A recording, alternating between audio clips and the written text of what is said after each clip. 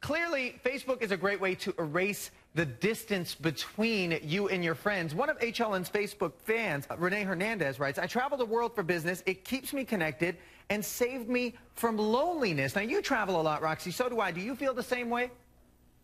Totally feel the same way, more so because in my career I've moved around all over the country, and it's been really hard for me to keep up with even my family at times. So I like it that I'm able to have my own personal Facebook page, which I only accept my family and my friends and coworkers and people that I've worked with, and I'm able to see their lives right there. I see high school friends with their kids, I see coworkers that are getting married, and I'm able to see everybody's triumph. So it really is a really cool way to keep in touch with each other. We've got another piece of input from one of our HLN Facebook fans, and you know, Facebook has 1.4 billion people that are logging on each month, and what they write, Jesse Isaac Choman writes, "I feel more disconnected, honestly. I may have all of my friends in one place, but no one talks to each other anymore," which is a really good point, I thought.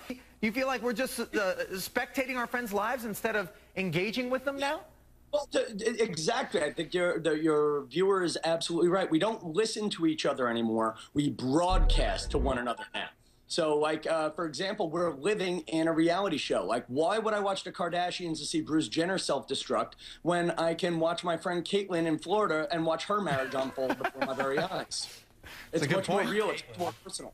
Yeah, really good point. Now, Andy, I want to send it over to you. With so many different social alternatives that are out there that people can turn to, do you feel like Facebook is going to be around in another 11 years, or are they going to go the way of the MySpace, kind of MySpace 2.0? Well, you know, the thing is, MySpace went away because Facebook came in and they just sort of destroyed it, right? They really had a plan together, and they really made it something that people could really interact with. So they had also got rid of Friendster and all the other sites before that. And then additionally, Facebook has really penetrated the older market. So, I mean, anybody who knows in your grandma comments on any photo that you put up, it's not a thing just for a younger generation anymore. And in addition to that, they're buying all these smaller companies. You know, they already have Instagram, they have Oculus, so they're ready to expand into whatever the new thing is. So I think Facebook's going to be a lot more like a network, like a television network, but for social media, and it's just going to be a thing that we're going to be with for a long time. Well, we'll see. Only time will tell, right? I don't know. Why are you shaking my hand, Andy? We're not done here. I want to be friends in real life. I love that. Now, Roxy, I want to bring it back to you, what you talked about earlier.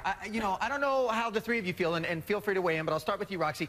When I meet somebody briefly, and you know, you spend a couple of minutes with them, and then the next thing you know, you get a Facebook friend request, that's super awkward to me, and I don't want to know what to do, because I'm like, you're not my friend. But if you see them again and you haven't accepted the request, it gets really awkward. And if you don't, and it sits there and they send you a message, I personally don't know how to deal with that. Is it a place, Roxy, where you feel like it's appropriate to expand your horizons beyond how you use it and I use it, which is just your family and your friends?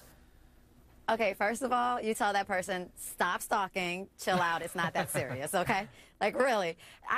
What I do is this. I have my fan page, which I actually really enjoy my fan page, because that's the way, like, that's where I put most of my messages out anyway. I'm still able to interact with my friends or my fans in the comment section. I'm always responding to my fans, but I do like to just keep my personal Facebook page dedicated to those people I really can't keep in touch with. I mean, I don't feel necessarily bad per se if I don't accept a friend request, because you're not my friend. I don't know you, so I don't want to see you on my timeline. Tom, you got some opinions. I gotta filter that out.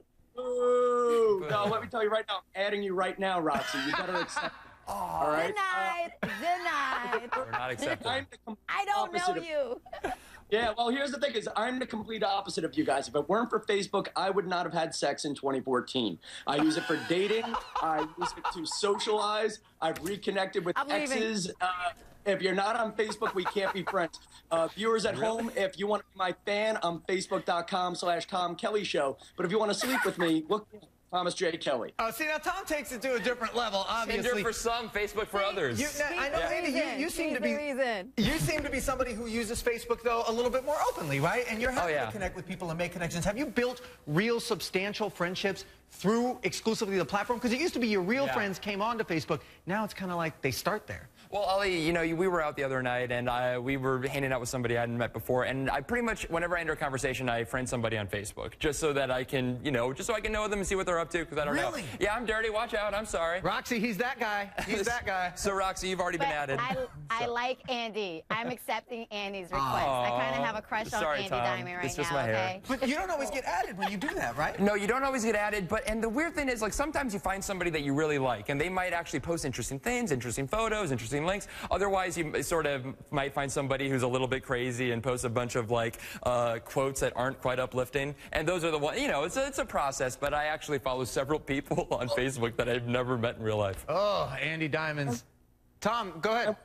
Guys are missing too is there's a way you can use Facebook to whittle out who you're friends with in real life. I call it the Facebook mind date theorem. Like with Roxy, if Roxy adds me, I look through 10 of her pictures, okay? And if I can't picture myself in your pictures, there's no need for me to ask her out for drinks after the broadcast.